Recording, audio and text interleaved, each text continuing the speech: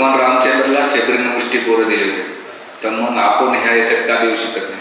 ते शबरीचा स्तर आपल्या स्तरामध्ये खूप जमीन आसमानचा फरक. आपण स्वतःच्या भोगासाठी कुकिंग करत होतो, पण शबरीची भावना त्याचं जर पाहिली गेली तर शबरी नाही का जरी गोष्ट गोर अर्पण केले, पण त्याच्या पहिले तिची भावना काय होती की हे जे मी गोर अर्पण करते ते भगवान रामचंद्राला आंबट लागू नये किंवा कडू लागू नये, म्हणून तिला गोर अर्पण फळ अर्पण करायचं. गोरच नाही तर ते प्रत्येक सीझनमध्ये फळ आणून ठेवायचे.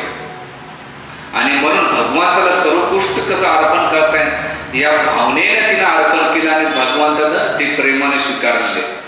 ती भावना महत्वाची असते. मग ती जर भावना आपण करायला जातो आपल्याकडून अपराध नाही. म्हणून शबरीचा स्तर वेगळा आहे आणि आपण जे भौतिक समाजात राहतो आपला स्तर वेगळा जमीन असतो. शबरीचं अनुकरण नाही करू शकत आपण.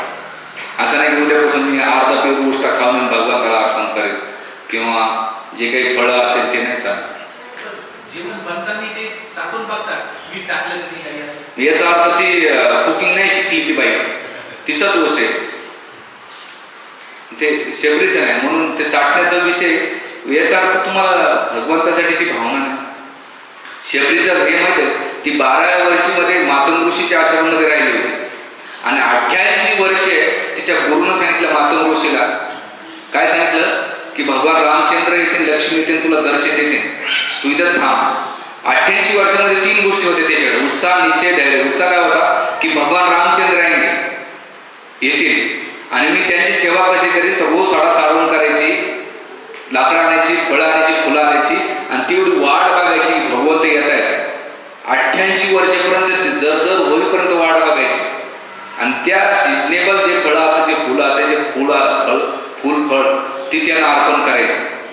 म्हणून तिची भावना काय होती, स्वतःची इंद्रिय तृप्ती नव्हती, तिची एकमेव भावना होती की मी भगवंताला सर्वोत्कृष्ट कशी वस्तू अर्पण करेन ही भावना होती. म्हणून आपण शबरीचं अनुकरण नाही करू शकत आणि ते आपण करायचं होतं अपराध होईल हे आपण टाळलं पाहिजे शबरीच्या याच्यात. हो नाही, ते गुरुची इच्छा नाही, तो प्रश्न वेगळा. प्रश्न यांचा कसा भाऊ शबरीनं मुष्टी गुरु अर्पण दिले, मग आम्ही उष्ट का देऊ शकत नाही हा टायटल.